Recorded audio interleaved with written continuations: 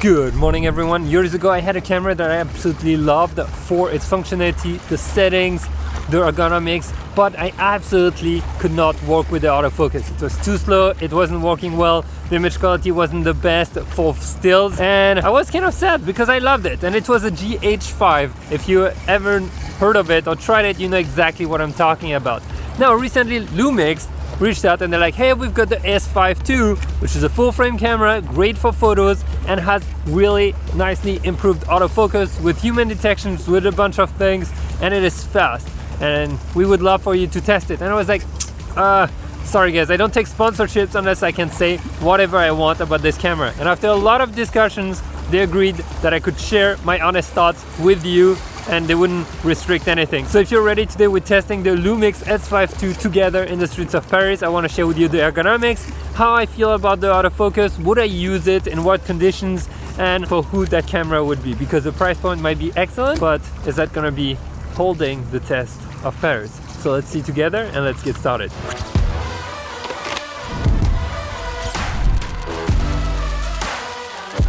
Welcome to this episode. I'm kind of excited by this camera because I love my GH5 for a lot of reasons, but this, I'm kind of curious to see if they'll have done something really incredible with it or not. Ergonomics, let's start with that. We'll talk about autofocus, functionalities, and who this camera is for after. But right now, ergonomics, super impressive. Very good hand grip, like super deep, definitely a lot of space for your hands.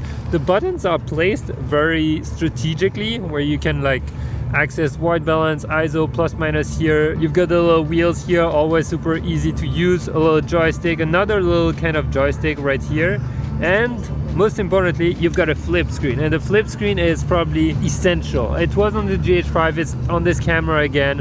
Lumix has always had, in my opinion, very good ergonomics when I had a GH5, and before that I had a G7X, and always felt great. It feels kind of like a GH5, but bigger in hand because we've got a full frame 24 megapixel sensor in there. The ergonomics feel good, and the most important thing is that the menus are actually super simple to use, and they have a lot of built-in little features that I really appreciate. Like, for example, if you're trying to change the autofocus area, the autofocus mode, you also can change what kind of subject you're trying to detect, the autofocus detection, the autofocus area, and having, ooh, there's a big wave coming, and having all that handy shows you that they're really paying attention to the user when they're building it, and I appreciate that. You know, it's something that some brands took many years to get to, but this was pretty quick and I always felt it. So far in terms of ergonomics, we're pretty good. And look at this, I got also a 2470 f2.8, the S version, so from Lumix, and despite its size, it's actually pretty light in my opinion. And here I've got the 24mm f1.8, which is from their Prime series, and they have 18, 24, 35, 50 and 85mm, same size prime lenses, all in f1.8, which is kind of cool, especially if you're a videographer, because those cameras are also made really towards videographer or hybrid shooters, and having the same size for all your lenses allows you to balance gimbals a lot faster and a lot easier. So if you're ready, let's go keep shooting and let's talk about the autofocus and how it feels. I gotta tell you, in terms of performance of the autofocus, I'm actually super happy with it because, first of all, the touchscreen is extremely responsive and very, very helpful to override any type of autofocus of subject detection, because it's able to detect humans, animals, or just faces and eyes. And honestly, those modes have been working really well. I mean, it's able to detect people from really far, and even the back of the head, it's able to track the back of the head. When the person turns, it goes straight to the eyes and it shows you where the eyes are. It's actually very impressive, and I didn't expect that, if I'm very honest. This has face detection with 779 points, so it's covering really well the area on the screen, and honestly, haven't really missed most of the shots that I've been taking, and it's actually been a real good surprise.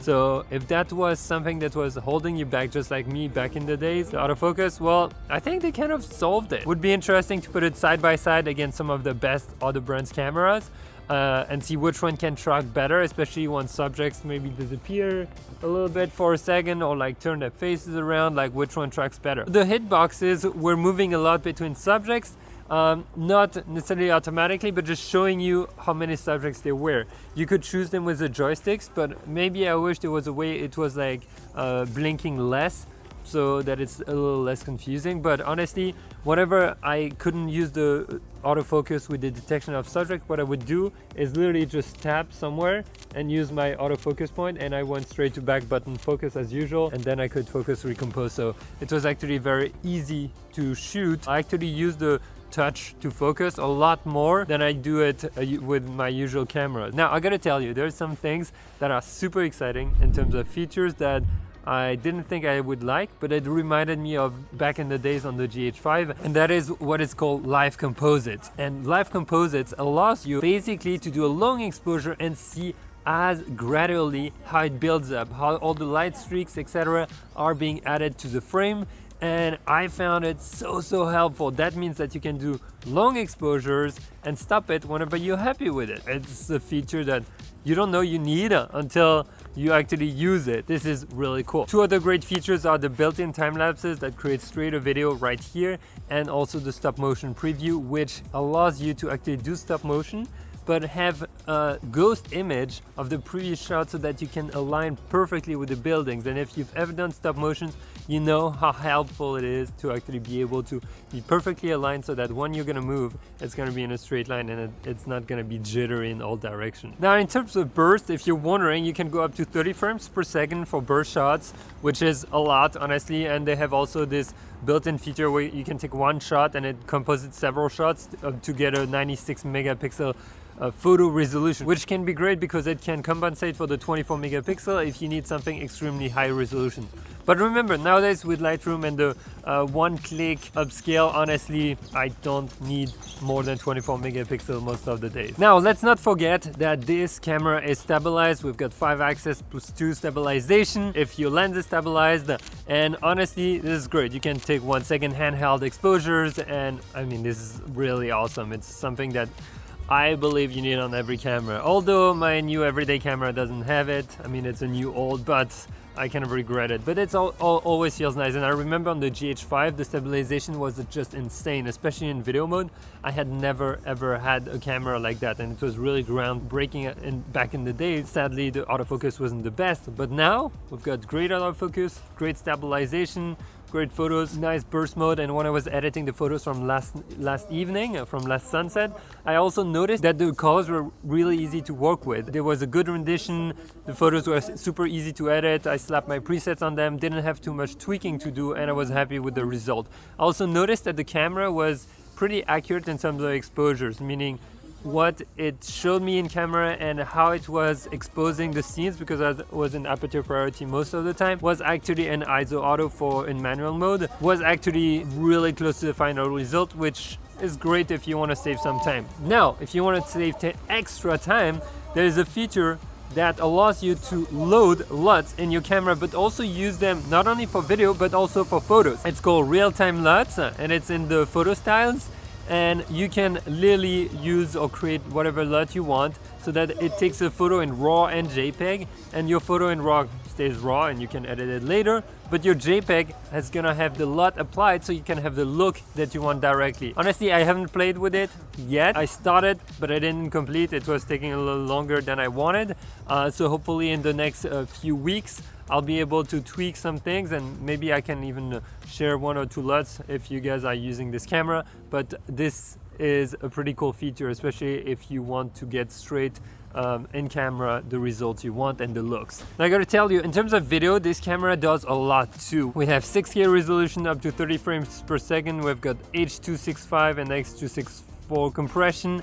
And also on the S5 IIX, you have H.264 All-I and ProRes in 422 HQ. And also on this one, you can have actually external recording through the USB-C straight onto a HDMI, and you can get raw video just like that. So it's pretty impressive, all the video features it can do.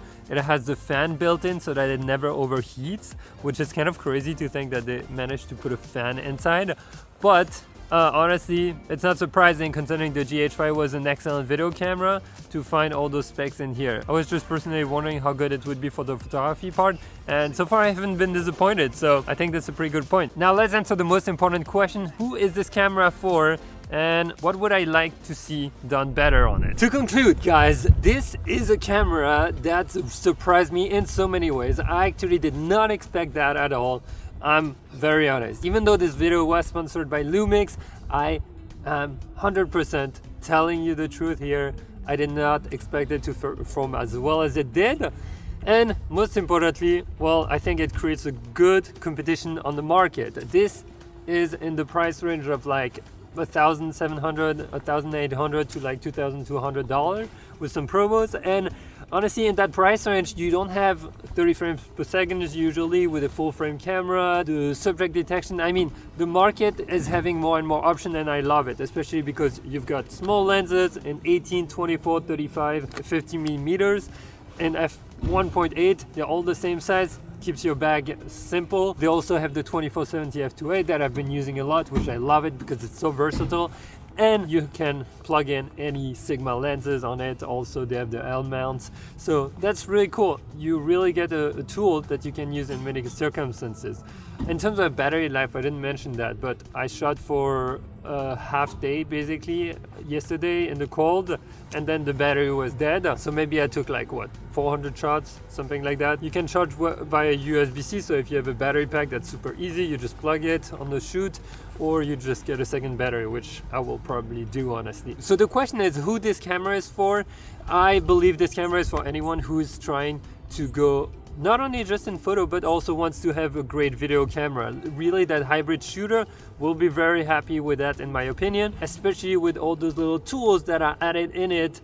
And I didn't even mention it, but there is even one where you can turn the back screen in night mode. It goes all red, and that way it doesn't blind you when you're shooting in the dark, if you're shooting stars or stuff like that, which is really cool. And those small little perks that you can have in camera, in my opinion, make a big change, you know, and they really add up. And it shows you that they kind of cared about the user. And it's something I had found with the GH5 also.